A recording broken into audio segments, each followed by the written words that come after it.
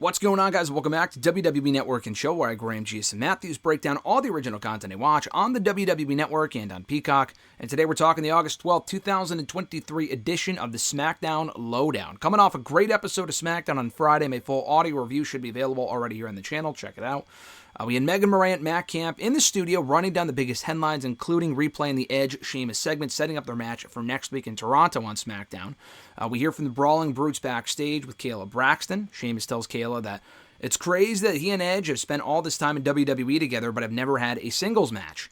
He recaps all the tag team matches they've had alongside each other, against each other, but never, including with the Nexus, that whole Nexus storyline back in 2010.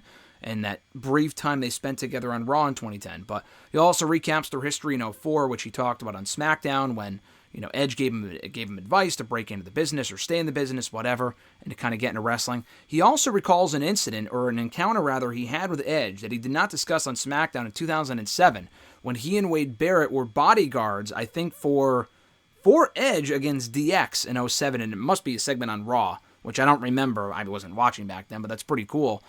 He also recalls their history that was touched upon on SmackDown in 2019 and 2020 when he helped Edge get back into the ring from Celtic Warrior workouts, blah, blah, blah.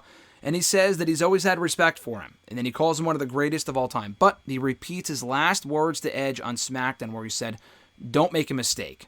Where Edge chose Sheamus as his opponent for next week, don't make a mistake in me beating you or putting you down or whatever. And he kind of repeats those words, those ominous words. So he has a lot of respect and praise for Edge here. Does it lead to a heel turn is the question. We'll find out next week in the studio. They preview that match, Edge and Sheamus, for next week's SmackDown. They also replay AJ Styles versus Karrion Kross. They recap the Charlotte Flair Asuka opener between the two. We hear from Damage Control backstage. All three members, Io Sky, the new WWE Women's Champion, the returning Dakota Kai, and Bayley. Bayley says that she was right the entire time. She's been saying it for weeks that Io would... She said that Io would cash in at SummerSlam. I don't remember them ever saying that she would cash in there. She just said that Io would cash in successfully, and she did. So from that perspective, she was right.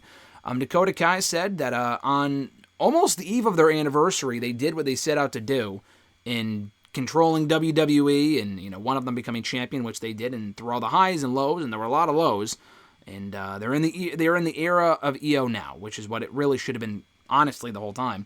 And then Io says that the night should have been about her, and instead they had Asuka and Charlotte out there having a match, and they're going out to celebrate instead. And as they walk off, Shotzi shows up with now spiked hair. She shows up and follows them with scissors. So that Bayley-Shotzi rivalry is not yet over.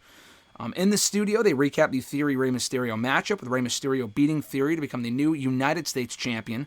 We hear from Rey backstage with Kayla Braxton, and Rey says that really the United States Championship belongs to the entire LWO, and that unites them. And he calls it the perfect night to put an end to Theory after all that Theory's done to him and Escobar, and you kind of run into an Austin and Theory at one point in your life. At some point in your life, you run into bullies like Theory, and last night was a good night to put an end to Austin Theory, he says. And they kind of talk about the title win for Rey, in the studio afterward.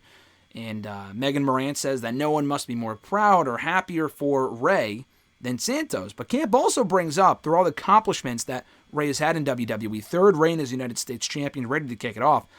It had to have been a tough night for Escobar, who was ready for that opportunity. He was in the bump talking about it on Wednesday.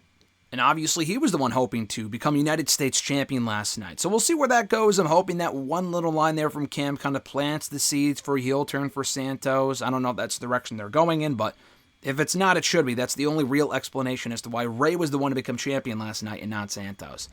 And then to close out the show here, they replay the ending to SmackDown with the Bloodline drama and Jay quitting WWE. They recap the whole Bloodline drama, what happens with Jimmy now. He has no backup. He turned down Roman Reigns, but Jay quit the company, so where does his allegiance lie and whatnot? A lot of questions with the Bloodline. I don't know if we'll find out next week. I saw from PW Insider that none of them are scheduled to be at the show next week. Roman, Jay, Jimmy, or Solo. Or at least not Jay or Solo. Roman was never supposed to be there. Maybe Jimmy. I don't know. I guess we'll find out next week. That was the SmackDown LowDown in a nutshell. Pretty straightforward show. We heard from the new U.S. Champion Rey Mysterio. We heard from Damage Control. We heard from Io Sky. We heard from Bayley, Dakota, and we heard from Sheamus. So kind of a newsworthy edition from the interview standpoint. Some good interviews here, and I enjoyed it. So pretty successful edition overall of the SmackDown LowDown this week. Thank you guys for checking out my review. I appreciate it. Be sure to like the video, drop a comment, share the video, and subscribe to the channel for more daily content. Have an awesome one, folks. I'm Graham G.S. Matthews, and I'll catch your ass down the road.